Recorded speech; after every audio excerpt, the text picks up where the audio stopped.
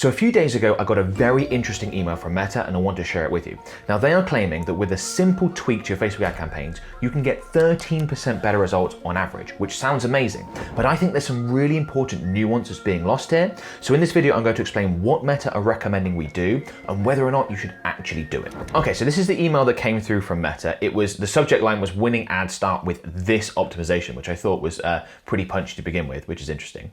And then right at the top of the email here, they've got Advantage Plus placements, and that's what they're talking about here. And they're saying improve ad performance with Advantage Plus placements. You see here, Ben, small businesses who used Advantage Plus placements or 6+ placements in their campaigns achieved a 13% lower cost per action, CPA, on average, compared to campaigns that didn't. Now, Meta is trying to push Advantage Plus placements, and they have been doing so for a long time. It actually used to be called automatic placements. They changed the name to Advantage Plus placements because that sounds much better, doesn't it? Sounds like you're going to get an advantage. It's going to help you improve your results, which is obviously what they're claiming happens. And Advantage Plus placements, for anyone that's not familiar, is just all the placement options. So when you create your Facebook ad campaign, it's saying, look, Meta, I'm happy to put it on Facebook, Instagram, feed, stories, reels, audience network, everywhere that you've got as a placement option and that you can think to put on the platforms where ads do appear. I'm happy for you to go ahead and do that and put them all over the place.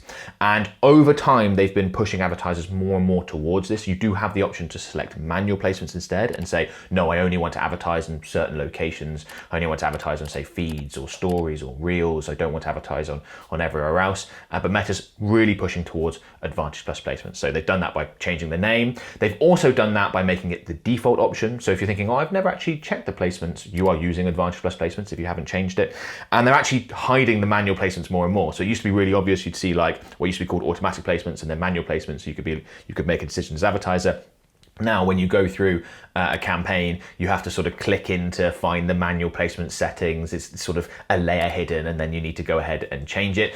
And with some campaign types, you can't even change it at all. So if you use, say, a manual sales campaign or a manual leads campaign, you can do what I described and change to manual placements. If you use Advantage Plus campaigns, Advantage Plus shopping campaign, or a tailored leads campaign, it's just fixed. You're going to be using Advantage Plus placements. You don't have any flexibility around that. Now, I'll explain why Meta are pushing Advantage Plus placements, or the reasons why they're pushing Advantage Plus placements, because there's more than one in a second. But before we do that, let's dig into this claim a little bit more and take a look at the wording, because it's really important, okay?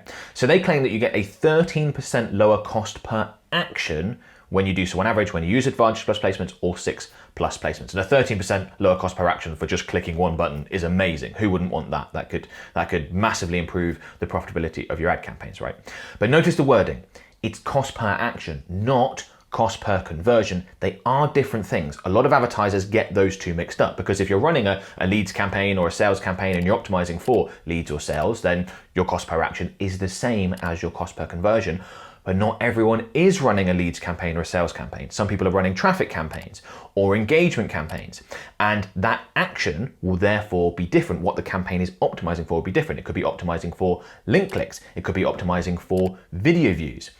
And if you think about how Meta works, there are higher quality placements and lower quality placements.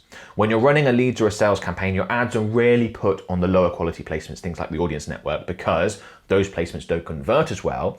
But if you're running a traffic campaign, an engagement campaign, something like that, where you're not optimizing for a conversion, it's the lower quality placements like the audience network are a really good place to get cheap actions, to get cheap link clicks, to get cheap video views, to get cheap reach and impressions, if that's what you're optimizing for. Now, it makes sense to do that because they're cheaper and Meta's thinking you just want link clicks. So they're like, great, let's get cheap link clicks. So that's what they do. But does that help your business? Not really, because there's a reason why those link clicks are cheaper. It's because they're lower quality and less likely to convert. But that's all factored into this number here. That's factored into the 13%. And of course, if you were to take your traffic campaign, let's say, and switch it from just advertising on feeds, let's assume you're using manual placements, just advertising on feeds, and then go with Advantage Plus placements and advertise everywhere, you are absolutely going to see a significant decrease in your cost per link click. Does that then translate to better results for your business, for people going through and taking meaningful actions for your business, like purchasing, becoming lead, etc.? Probably not, but it is going to be factored in to that 13%. So if switching to Advantage Plus placements or using Advantage Plus placements doesn't actually help your business get what it wants, now there are scenarios where it does, by the way. I'm not always against Advantage Plus placements, so I'll talk about that a little bit later on in the video. But if it's not necessarily delivering the improvement in results that Meta is making it seem like it does, Why are Meta pushing this? Why are they pushing advanced placements? Well, we have to be aware that Meta has ad inventory to fill. And if all advertisers just ran ads on, say, the feeds on Facebook and Instagram, or stories on Facebook and Instagram, and didn't use any of the other placement options, then Meta couldn't run ads on those placement options. They would serve less ads, they would make less money. So there is absolutely an incentive for Meta to be able to fill ad inventory and make more money by convincing advertisers to use Advantage Plus placements, and that's what a lot of the tweaks have been designed to do.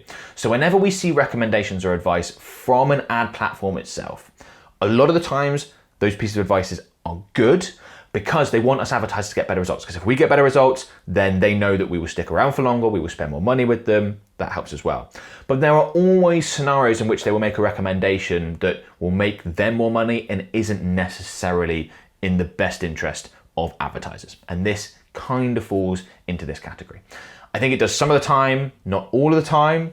I talked about there being nuance here. I'll explain more about that in a second. Before I do, I want to quickly let you know about something I'm really, really excited about. I think you're going to really like. And that's my brand new course with community called Facebook Ads Mastery. So basically, I've packaged everything that we've learned as an agency, spending more than $50 million on Meta ads, running ad campaigns for our clients, generating more than $200 million in revenue from those ad campaigns. It's literally the strategies, the tips, the techniques that we use to get those great results for our clients. It's also the material that we use to train our new staff members. It really is the best possible stuff. And it comes with a full school community as well. So there's tons of interaction in the school community with me and the members and sharing information and helping each other out and all that great sort of stuff in there. There's weekly live calls and trainings included. The starting price is just £97 per month. If you're interested, there is a link in the video description. I very much hope to see you on the inside. Okay, so far in this video, it might sound like I'm very down on Advantage Plus placements and I wouldn't recommend you use them.